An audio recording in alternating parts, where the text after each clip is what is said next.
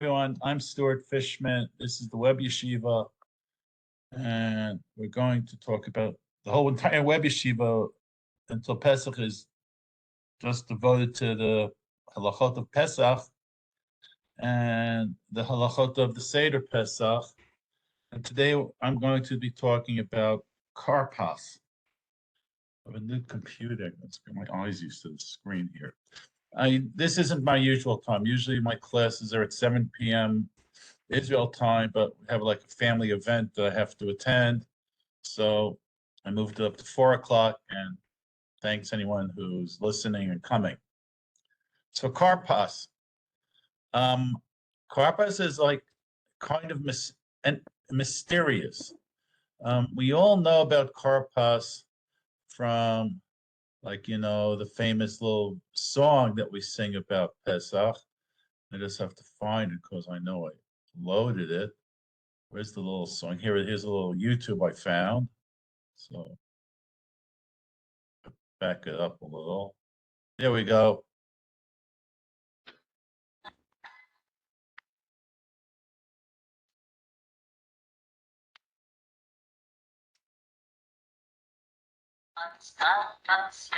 Karpass.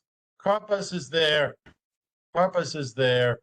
But what's interesting, and everybody knows about that. I can delete this because we don't need it anymore. But if you do a search with a search engine for the word Karpass in Masechet Pesachim, this is the Bar Ilan online one. Look for the word Karpass, go to Masechet Pesachim, and what do you think you're going to find? Garnished. Query produced no results. The word Karpass does not appear in Masechet Pesachim at all. It ain't there. It ain't there. So where did it come from? Where is it from? It's a mystery. I don't want to say. I'm trying to load as many sites as I can. The word Karpass isn't in the Gemara. It appears actually only 3 times in the Talmud Bavli, once in Masechet Sukkah, twice in Masechet Megillah, because in the description of Achashverosh's palace, there's the word Karpass describing one of the wall hangings, for Pachasut Chela. So it was some kind of tapestry, which is certainly not what we're talking about when we talk about Kadesh Orchatz Karpass Yachatz. It's like, where did it come from? Now, so I'm going to try and talk about that today. The order of the Seder Pesach is the 10th parak of Masechet Pesachim called Arvei Pesachim. The first you start with Kiddush, Mazgalol Kos Rishon. How you make Kiddush, that's it. Then we get to another Mishnah. This Mishnah is puzzling. It's a puzzling Mishnah. They bring it before him. What are they bringing? It just says Hevilufanav. They bring it to him. What did they bring? It doesn't say what they bring. Mataba b'chazeret. Tibul means to immerse. Now, chazeret is what we call lettuce. It's a vegetable. If I just read these 2 words the way they're usually written and spoken Hebrew, I would metabel into, we done this as charoset. You can't dip into lettuce. Why does it mean metabel b'chazer? It's a very challenging Mishnah to read like this. Metabel b'chazeret. Okay, whatever that means. We'll leave that aside. Until you get to the stage of paperatapat. What does that mean? Then, Hevilafanav matzah chazeret v'charoset. Now I have something I can dip into. Now I have charoset. But, so what was that metabel in back when I got the chazeret? the Mishnah is kind of disjointed. It's kind of disjointed, and there are commentaries to this Mishnah. So, and somewhere in this Mishnah, we're going to discover Karpass, but it's going to take a few centuries. How many centuries is it? It's going to take about, let's say, 6 or 7 centuries till we get to actually Karpass. So, first of all, what did they bring? Who did they bring, and who did they bring it for? Hevila fanav. So, Rashbam fills in some of the blanks. Hevila fanav hayarakot achar shebrecha hayayin. Vegetables. The vegetables. What am I going to do with the vegetables? I'm going to tabel b'chazeret. Zelashon Gemara kedatani la'el. This usage metabel b'chazeret. It appears earlier in the Gemara. Hashamash metabel b'vnei me'ayin. So even though it's b'chazeret, it's like you can take the chazeret and metabel, as it says earlier that in the old days waiters weren't paid very well, and they were just getting like scraps off the table, off the platters of food that they brought. But you're supposed to treat your waiters humanely, so you're supposed to share. And if they have like meat, they used to dip all their food. Like here in Israel, you get pitot, you dip them into hummus. That's how they used to eat. That's how we didn't eat that way in New York. Oh, they eat that way here in the Middle East still. So what am I dipping? It can't be the charoset. The dip that we know from the Seder and the Mishnah is the charoset, but you didn't get the charoset yet. Lav b'charoset.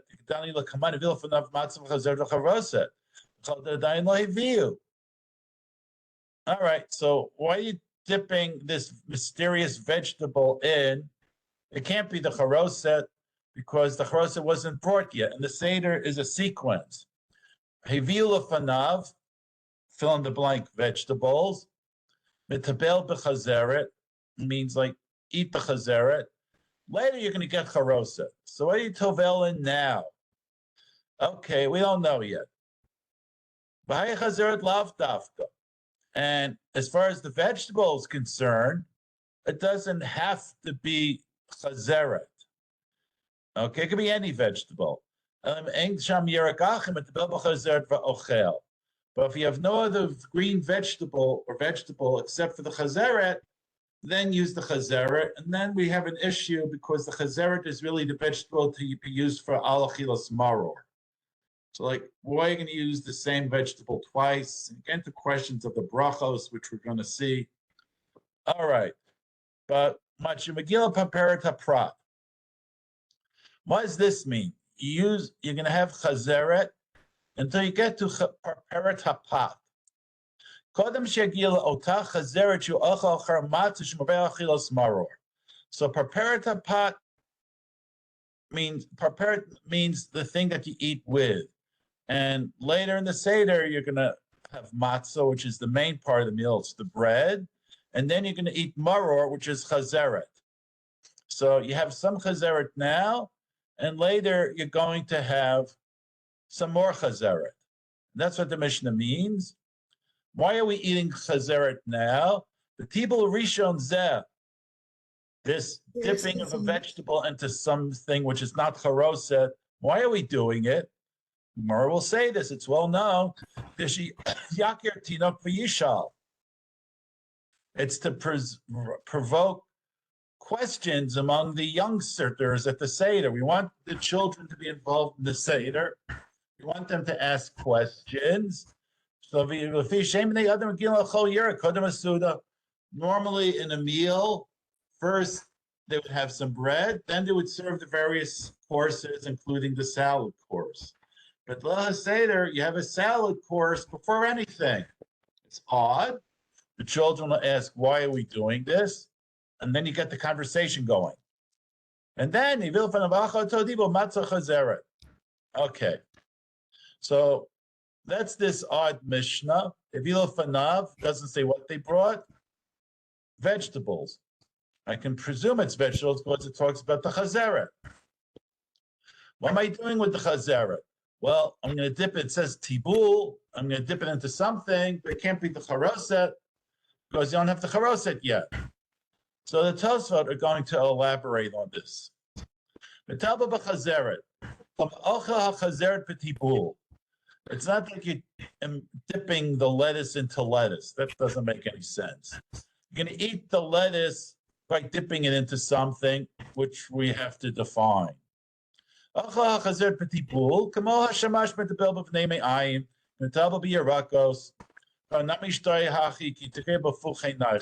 that bet prefix, it means with, not necessarily into. It's a pasuk in Yirmiyahu. Perish Rashbam, that's he's over. There's Rashi is like kind of truncated on Psachim, so we have the running commentary of the Rashbam. That's what we just saw. Perish Rashbam, Tibu love Charoset. It's not Charoset. Akato ba. The Charoset wasn't brought to the table yet. Ketani Seifa, if you often have matzah chazeret for Charoset. Ain't there raya? It's also the Rashbam was part of the family of the Balei Tosfot. Rashbam is one of Rashi's grandsons. He's one of the brothers of Rabbeinu Tam. So Rashbam says it can't be Charoset because the Charoset wasn't brought to the table yet, according to the Mishnah. But his family members and fellow Balei Tosfot said that's not really a compelling argument. The Kanihaki Chazeret, but Taninabi B'Steifa. Okay, and we don't have the Chazeret yet, but it's not mentioned, but here we have Chazeret already, right? Okay, Chazeret tzarech du b'charoset b'shum kafa, because if you're going to eat Chazeret, then you have to have Charoset.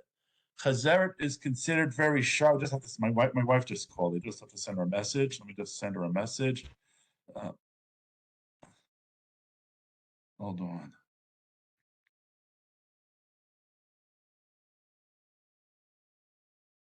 Okay, so you have to, if you're eating chazeret, you have to have charoset.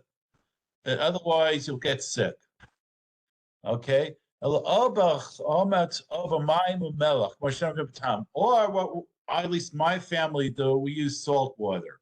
Rabbeinu Tam used salt water, but you have to dip the vegetable into something. And that's the melach. Or chametz. Some people use vinegar. Rabbeinu Tam used salt water. In my family, we use salt water. And the charoset is specifically to neutralize something nasty in the chazeret leaf. Okay. And the reason we're doing this, people rishon el hakera. It's to get the conversation going during the Seder. Okay. And welcome Rabbeinu Yosef says a pasira yipol b'charoset Rabbeinu Shamba pasira Rabbeinu Shmaya. But Rashi told people use charoset, and that was what the early Ashkenazi Rishonim did. Rashi, Rabbeinu Tam's grandfather, Rashi, his student, Rabbeinu Shmaya, they all used charoset. So at their Seder, you were served a leaf of lettuce, and then it was dipped into charoset. And Rabbeinu Tam used salt water. That's what my family does. What's preparatapat? According to the Rashbam, preparatapat is the next maror, the next time you'll be eating maror. Okay? And that's the preparatapat. So preparatapat is something that accompanies the meal, and that will be the maror. The maror is eaten with the bread at the Seder. Osa chazeres. What did Balei Tosfot say? Again, they also say prepared kriya maror. Prepared is the maror. Salad stimulates the appetite. It's going to be a big meal. So you need something that just make you even more hungry. Their salad wasn't very filling. It got you interested in eating the rest of the meal. That's why it's called a parperet. So we got this Mishnah. If you open up mystery, the top of a chazeret, somewhat ambiguous. Achmegil prepare to pot, again somewhat ambiguous. We open up matzah chazeret to charoset. We haven't seen the word karpass yet. So what's this vegetable? So Rashbam says any vegetable, hayirakos. And this Mishnah talks about chazeret. Why is the Mishnah talking about chazeret? The Bavli is very interested in answering that question. Why are we talking about chazeret? So finally, the Gemara will get to this after a brief discussion. Shita, it's obvious, the Gemara says. If you have other vegetables and you have, I don't know, what's a nice vegetable? Tomatoes. They didn't have tomatoes in this. What's a vegetable? I don't know. My wife likes beets. I don't like beets. You have beets. My wife likes beets. If you have other vegetables, you make a brei piyadama on those vegetables, and you dip them into your either charoset, if it's lettuce or salt, or like in tom, the heavy tinokos. And you're doing this because it's a bit odd, and we want to do odd things at the Seder so the young children will be stimulated to ask questions. If you have other vegetables, use another vegetable. So you'll make a brei piyadama on a beet. You'll read the Seder, you'll sing Hallel, Hamotzi Matzah, and then you'll get to your maror. And you say the bracha al chilas maror. Okay, which is good. But what do you do if all you have is one vegetable? All you have is maror. All you have is maror. Then what do you do? So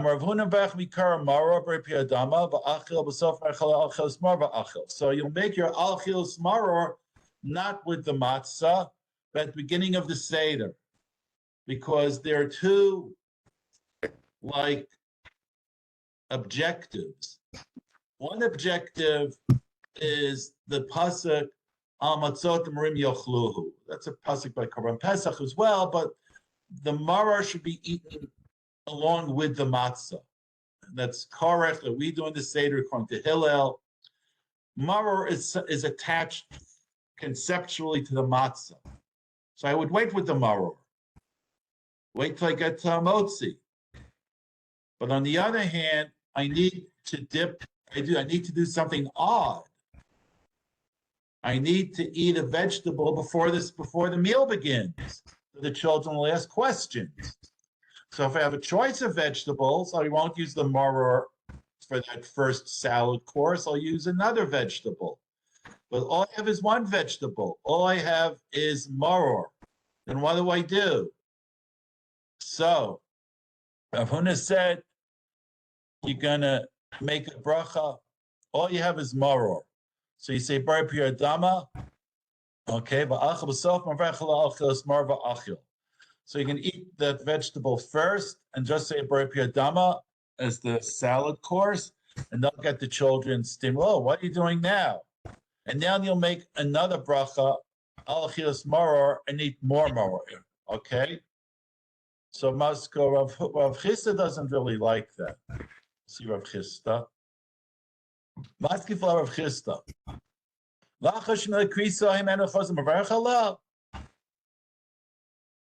You're going to make a bar. You can eat the maror first for the first salad course, and you'll have enough maror to suit you. Then you can make another bracha on it to do a mitzvah. No, I don't think so. I don't think so. Okay, no. Have your salad course, say brei piyadama and al chilas maror. Eat it. Okay. And later in the meal, you'll dip some maror into charoset a second time, and that'll be your second vegetable course, which is the oddity, and you'll be yotze both goals. You'll have had al chilas maror, and you'll have dipped a vegetable into something twice. You have two ways to go. So Besuvdi Krav Huna, Bavsheshes Beit Rabbi Yashravi Krav Chista, different Amoraim did it different ways. Gemara Patin Hilchasa Kvasei Rav Chista. Halacha is if all you have is maror, then do what Rav Chista did. Say Alachilas maror not with the matzah, say it at the first salad course. And then you'll eat some more maror later. Rav Acha Bereit Rava Mahadar Shayirakos Sefik Nashi Pluksa. And Rav Acha, the son of Rava, apparently, to get another vegetable, we live in Baruch Hashem in an age of plenty. It's not so hard to get two vegetables. It's not such a burden. But the Gemara uses that verb mahader. He went the extra mile. He did a hider mitzvah to get two different vegetables.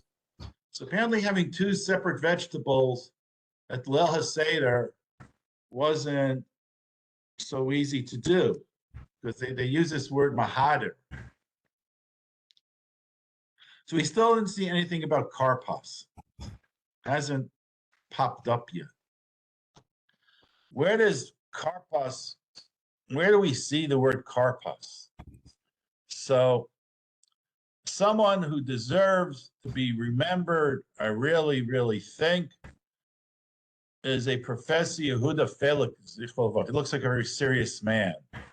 He was a professor of botany at Bar-Ilan University. He was nifter about 20 years ago. He was a great Talmud Chacham, wrote many important books about horticulture, okay, in the Talmudic literature. And one of his great works, he has many great works, but one of his great works was his commentary to Masechet Shvi'it. Talmud Yishem in Masechet Shvi'it, Muvaret Muvaret Yehuda Felix, 2 volumes on Masechet Shvi'it, 2 volumes. And he did great research into what all these plants were. And he was the spiritual, intellectual heir of the first person to ever do this, who also deserves to be remembered. And his name is Emanuel Leff. Unfortunately, he only wrote in German. He was killed by the Nazis. And he wrote really important stuff in German. I don't read a word of German, but everybody quotes him as like a great authority.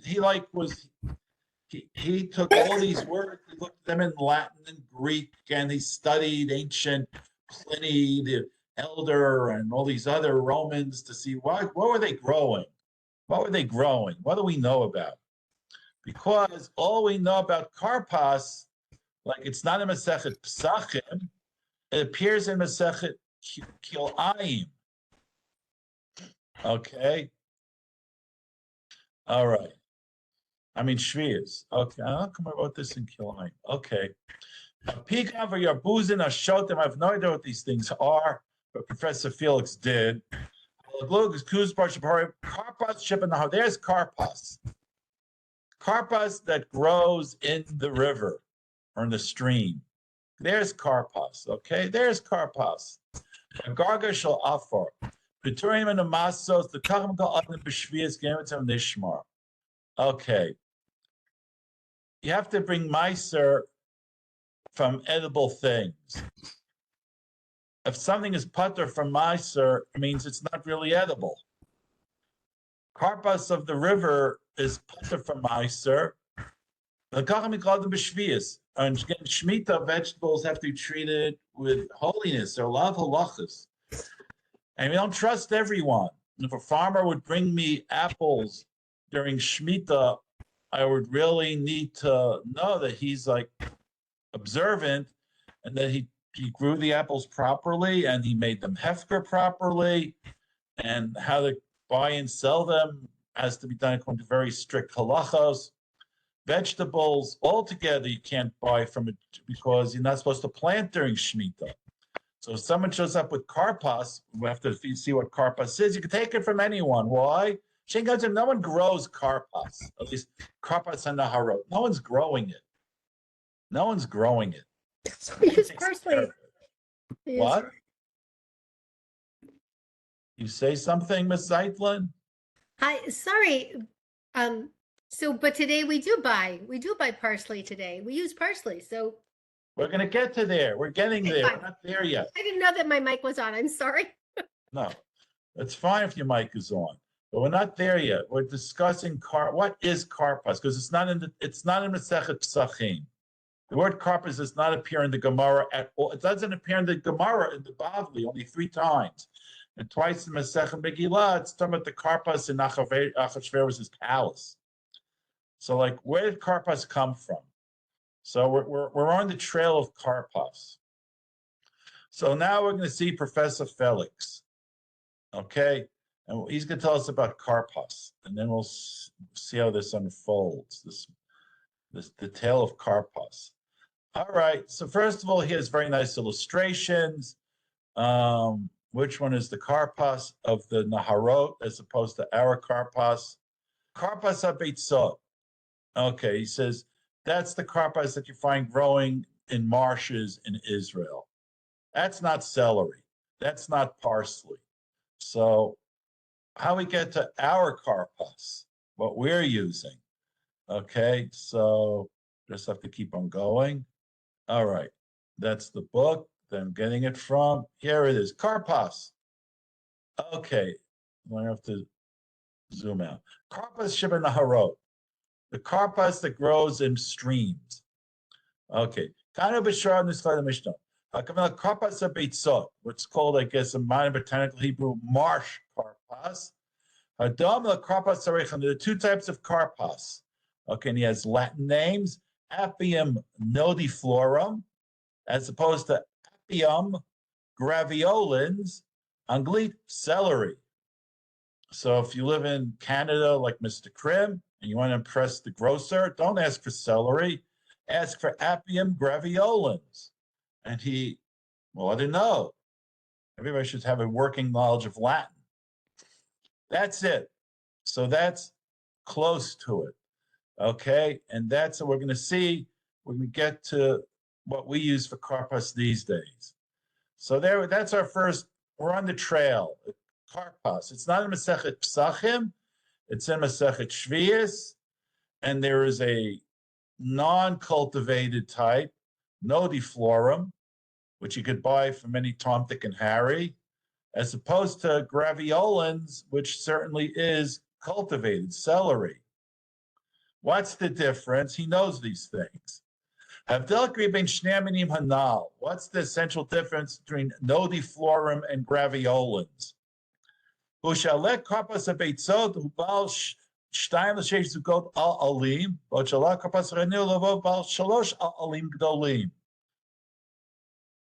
I have never raised celery, but apparently wild celery, which apparently isn't really edible, has like 6 blossoms on it when it grows, as opposed to cultivated celery has 3 large blossoms.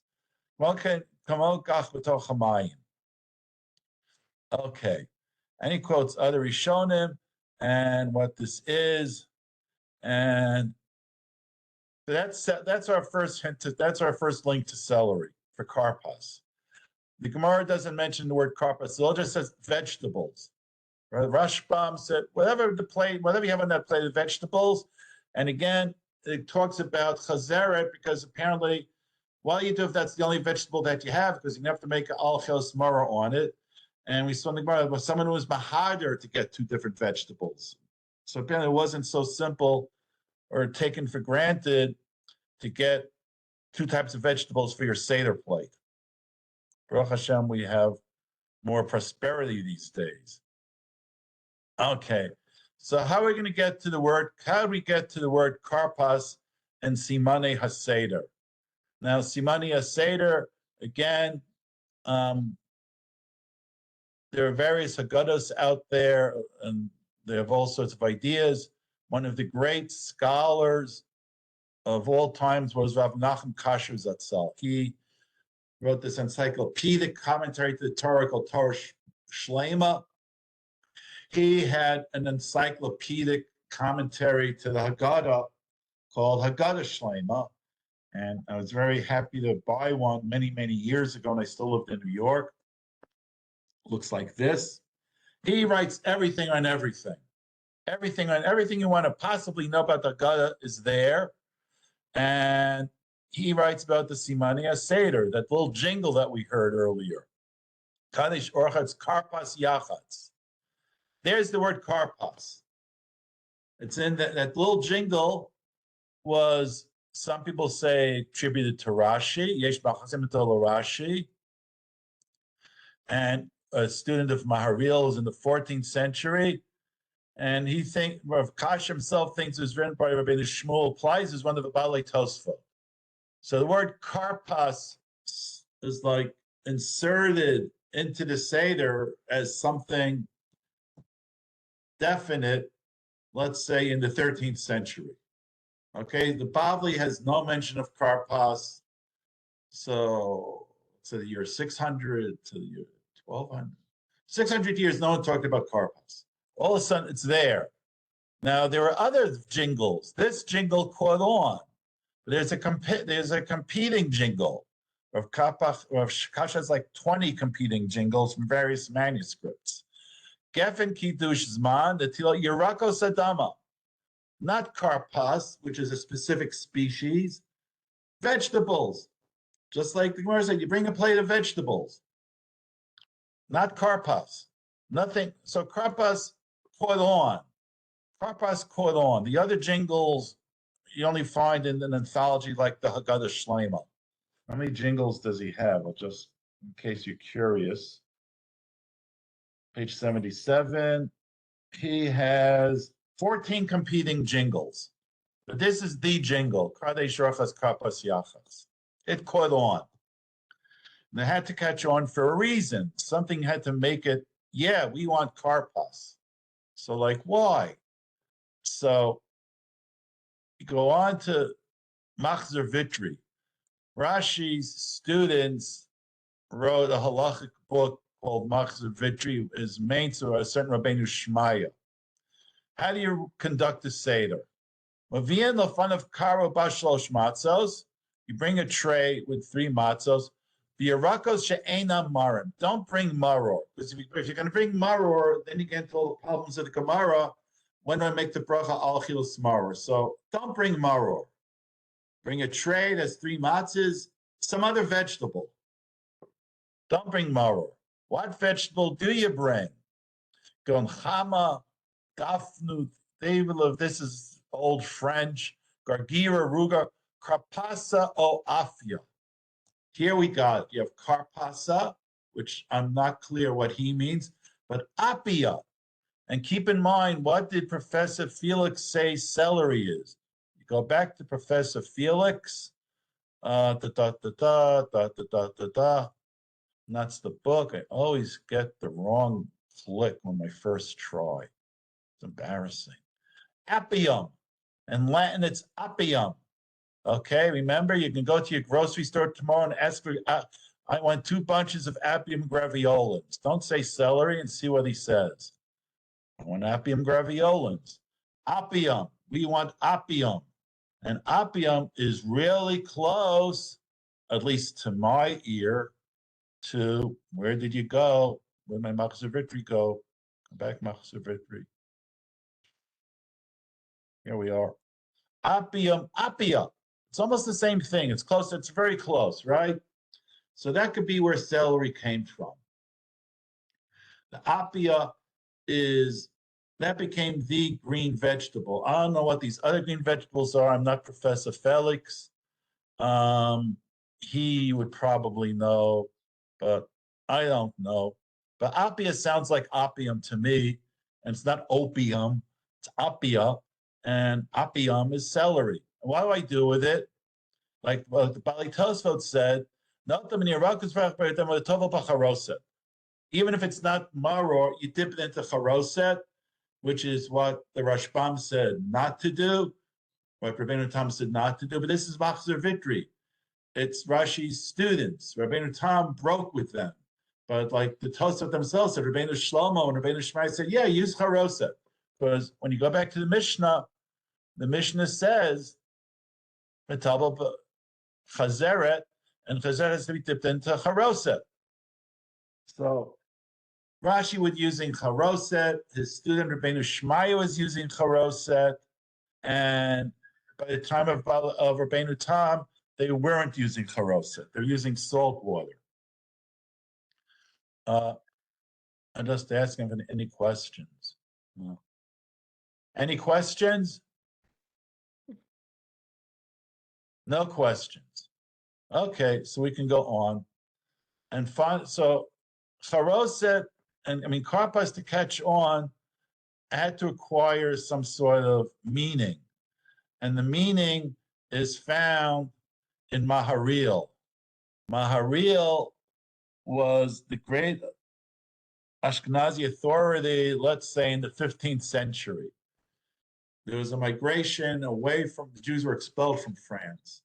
Out of France, out of Germany, eastward, either into Poland or southeastern to what these days the Czech Republic. Somewhere there was Maharil, okay? What does he say to run a sentence? Most of Ashkenazi minhag comes from the Raman Shulchan Aruch. He himself very strongly follows Maharil. Tibul Rishon. All right, the first vegetables that you dip. Okay. Amar Mari Segel also something Yerek Karpass. Use the vegetable Karpass Shakarin Ipach.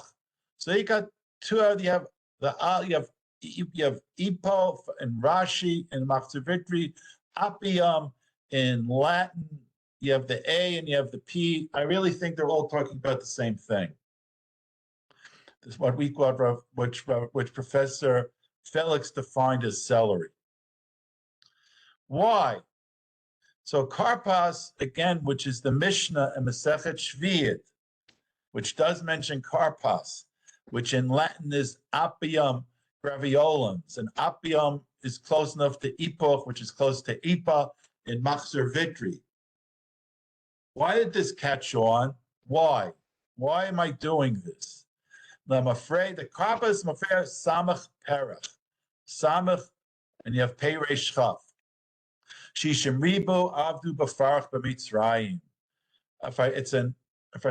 If you read it backwards, Karpass is the 600,000 Jews, Shishim Ribo, who were held in terrible bondage in Egypt. So now the Karpass has acquired meaning. Whereas in the Bavli, again, the word Karpass just doesn't appear at all. And it doesn't say what vegetable to use. If you're going to use a vegetable, try not to use maror, because you'll get into complications. But why celery, whatever Karpass is? Okay? The aviv reina v'benu musel, ain't no Karpass, no till crazy. If you don't have Karpass, crazy these days is, in Israel they call it Batsal Yarok. I think they're called leeks in English. What? Oh, I'm not muted again. What? Batsal Yes, Yarok. that sounds right. You think it's leeks? It's either leeks or it's green onions, but I get them both. Green onions, They look very similar. Yeah, it's like I always buy the wrong thing in the store. Okay, but they're long. They're long. They have these long green leaves. They're both long with onion on the end and then a long stem. Yeah, that's it. That's what Maril's father would use. He would use crazy.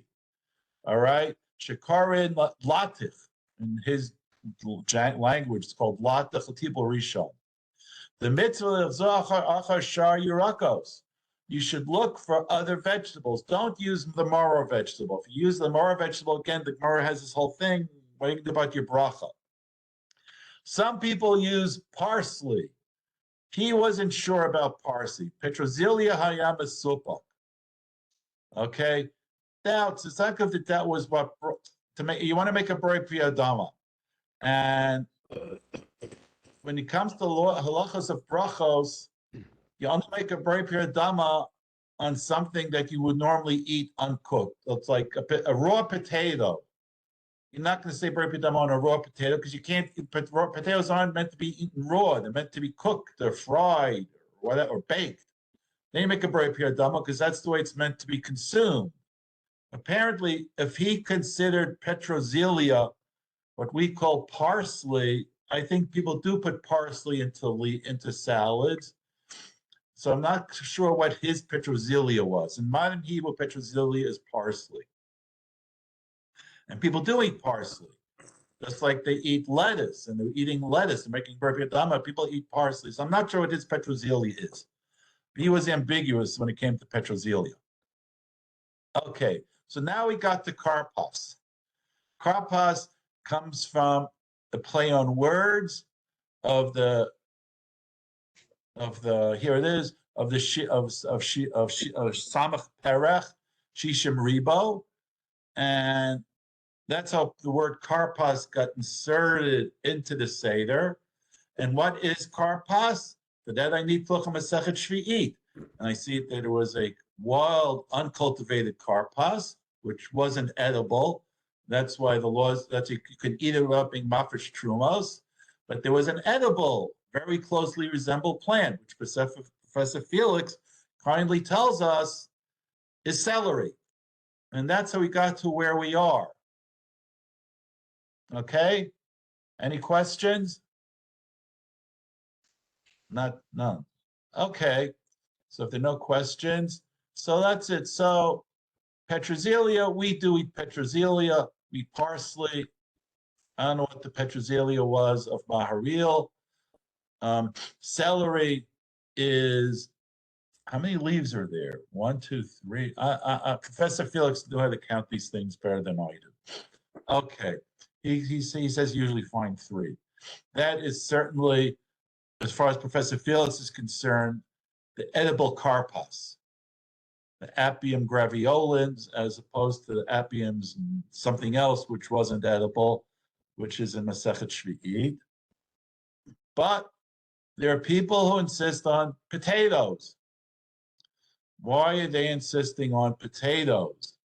So you go to the Aruch HaShulchan. Where is my Aruch HaShulchan? I have to open you up.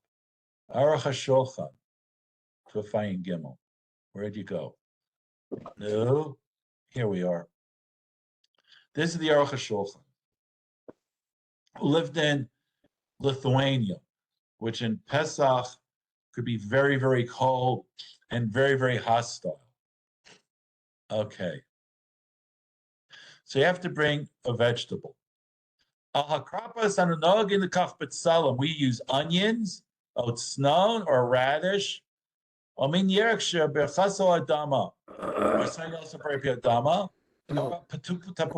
potatoes. They were taking green leafies. We don't know what it is. We don't know what it is.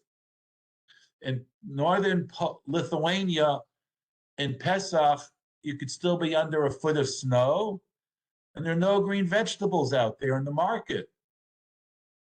You're not going to find celery, or fresh celery at least. You look into Tshuva about how hard it was for them to find an esrog on Sukkot. I mean, there's not much growing there. It's a short growing season, and Pesach could be very early in the growing season. There are no fresh green vegetables. I don't even know what this, and he knew everything. I don't even know what this is. He has no Masorah. Potatoes we have. We have potatoes. We have onions, you have radishes, okay? And that's stuff that you could store all winter. But green leafies, there are no green leafies in Lithuania, at least not in the winter, okay? But I still call this Karpass. And that's what I just wanted to get to. They're not using, they didn't have the Karpass of Maharil, who apparently had access to green leafy vegetables, because he's talking about krasi, which is either leeks or batzal yarok, green onions, which are fresh, right? And then I can work backwards, the play on words from the Mishnah in Masechet Shvius. Karpass to Shivim Perech, and that's in Maharil. And Maharil is like codifying this. So I'm going to call this Karpass, even though this is not the Karpass of Masechet Shvi'it and not the Karpass of Maharil. But I still like the concept of calling it Karpass. So I call the potato Karpass. Okay? And that's what people were using in Eastern Europe. Zeichel avodas parach avdu shishim ribo. Okay, so it acquired a symbolic meaning. Ki kabatu also samach perach. But may melach, and he dips into salt water. Charoset, no one's talking about anymore. No one, if Rabbeinu Tam's Minhag took over, no one's using charoset, at least among Ashkenazim, they're using salt water. Okay? And that's Karpass. And that's how you trace it. That's how we trace it. Because it's not, again, I mean, it's really, really cool. No, I deleted it, but I'm going to just open it up again because I just, you think, the more you think about it, it's just like amazing. Okay, where did you go? Oh, I got to find this. There it is. You look for the word Karpass. Here's the word Karpass in the search box of the Braillon database. You click on Masechet Pesachim. You want to do a search. And what are you going to get? Nothing. Query produced no results. The word Karpass is just not there. It's not there. It's not there. It worked its way in. And we saw this, and I'd just like to review before we finish up. It worked its way in sometime, the student in the Balei Tosfot times. That's what Harav Menachem Kasher Zatzal discovered in his 14 varieties of Simani HaSeder. Kadesh Rochetz Karpass. And he's from Rabbeinu Shmuel Plaiza mi Balei Tosfot. It's from the Tosfot. They composed that little rhyme, which became a very popular jingle. And they said the third stage in the Seder is Karpass. Okay. Why they chose Karpass, it's not really clear from them why they said we're going to call this Karpass, but it certainly was clear to Maharil, okay, who's in the 15th century. Why Karpass? Karpass mafreach shishim perach. And it's quite a symbolic thing. Any questions? No ideas? Question. I do have a question. Please. The potato came from South America when the Spanish went to South America, which is like the 1500s. Right. So I'm just wondering how it got to Lithuania and when. Because it grew in the winter. And No, but when did it get there? Probably, look, so Francis Drake brought it back. Let's say it moved, it's like tobacco. Tobacco they also brought back. Tobacco just took over. It was very good. It just moved east. And if you're interested, if you have a Mishnayot, Tiferet Yisrael, the big Mishnayos with all the commentaries. Are you familiar with it? I don't know. I have to ask my husband. Ask your husband. So if you look, there's a famous Mishnah, Chaviv Adam Shenivra B'Tselem. If you live in Israel, B'Tselem is like this leftist, connotation, but it's a Mishnah they got from a Mishnah in Pirkei Avos. Chaviv Adam Shenivra B'Tselem. And he has a whole list of non-Jews he feels they must have a share in Olam Haba because they saved the world. And who saved the world? He lists Gutenberg because he invented printing. He lists Edward Jenner, who discovered the smallpox vaccine. And he thanks Sir Francis Drake, who brought the potato who saved Europe from starvation. Because it's a vegetable that you could grow in the ground, dig it up, and just store it. And you have something to eat. And that's why, like in Ireland, their great disaster was the potato famine. Poor people could grow potatoes. They're easy to grow, apparently. And when there were no potatoes, people just dropping like flies in Ireland. And that led to the Great Migration to America. So what its migration was, I'm sure you could, let's see what Wikipedia says. But You can look up on Well, Wikipedia. before that, what you were saying about onions and radishes, that would have Yep. been I mean, there was karpas before there were potatoes. That's a question. Was there karpas before the potatoes? Yes, karpas And is it a would have been phrase. radishes and onions in cold No, countries? no, the karpas in Masechet Shvi'it is certainly none of those vegetables. It's a green No, vegetable. I mean in cold countries. You were saying Lithuania is cold. It's under snow still. But, So the Mishnah in Masechet Shvi'it is writing about Eretz Yisrael. I know. So Well, it has nothing to do I'm with saying, radishes. what did we do when we were in Europe? That's what I'm trying to point out. The term was adopted. Okay. The term morphed into something else. Yeah. It starts out in Masechet Shvi'it as a wild herb that nobody's really interested in growing. That's why it's mutter without being mafresh trumot. Okay. That's the original karpas. Acquired It wasn't called What? karpas. It was we just called it vegetables. Yeah, that's why you look in the Rambam. Okay. You look in the Rambam, and here, where's the Rambam? Mishnah, did they open up the Rambam yet? Yeah, you've got a few minutes. You look at the Rambam.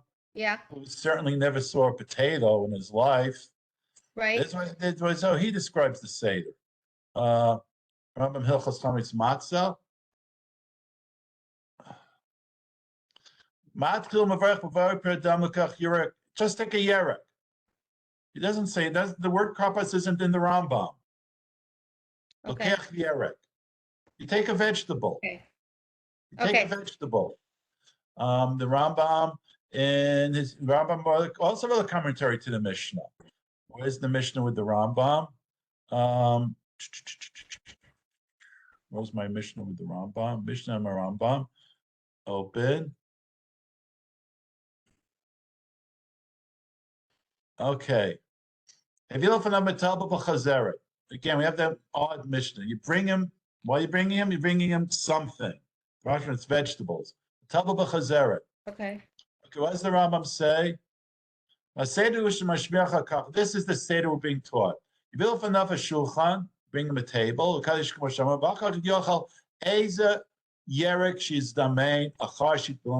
Whatever vegetable you have on hand. The word karpas isn't there. Got the it. word karpas was introduced by the Balei Tosfot into their template for conducting a Seder. And it was their template. I showed you earlier there were other templates which don't have the word karpas. But that was the template that caught on. And it caught on, I imagine, because among Ashkenazim, because Maharil, who was really the codifier, truly, of Minhag Ashkenaz, he applied this play on words, and he taught it. Somebody about Tosfot knew about it, but Maharil wrote it.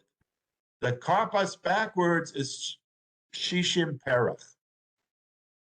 And that's where we get the karpas.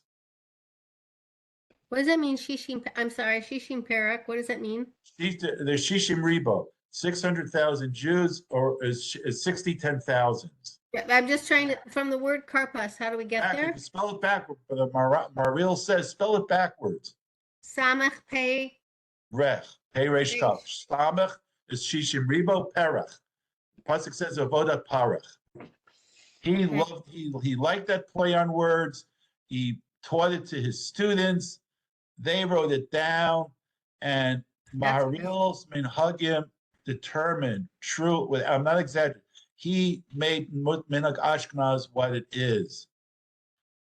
Minhag Ashkenaz is basically is Maharil, and his tshuva, and what his students wrote down. Minhagei Maharil, just Minhag Ashkenaz grew out of that.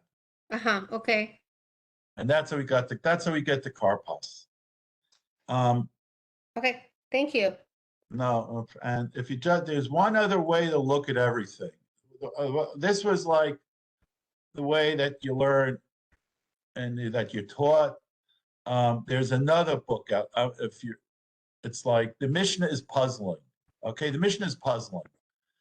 It doesn't say what they brought. if you real in academics, I have them here somewhere. Where's that? I have too many files. Henschke.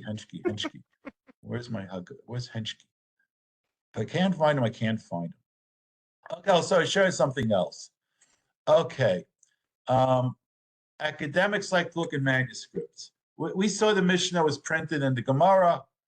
This is considered by academics the finest manuscript of the Mishnah in the world. It's sitting in a library in Budapest. Okay, and this is the Mishnah. I just want to show it to you. You should see what a manuscript looks like. This is called the Kaufman manuscript of the Mishnah, and they're wild about it.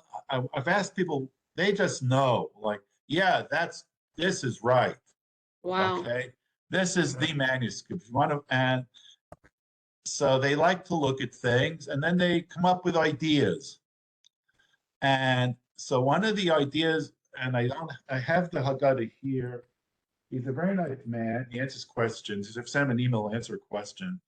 His name is Professor David Henschke. That's his Haggadah. It's 600 pages long. Whoa. And he looks at manuscripts. And he's a historian. And he has a whole idea, because you look on the next page, there are different girsas of Manishtana, if you didn't know this. Okay? And one of the Manishtana is Shebachol Halot Anu Matbilim Afilu Pa'amachat. Many Haggadah say Ein Anu Matbilim Afilu Pa'amachat. You sing it to yourself after the class. Mm-hmm. Some people say Anu Matbilim Afilu Pa'amachat. Some people say Ein Anu Matbilim Afilu Pa'amachat. So sing it to yourself and see what comes to mind. And there's a little apostrophe there in the manuscript, where the word ein would appear if you say ein anu matbilim. So his point is that the whole point of Shnei Tibalim, he's convinced, Professor Henschke, based on manuscripts and historical studies, that as opposed to what was explained in the Bavli, that it was odd to have a lettuce course before the first meal, before the main course.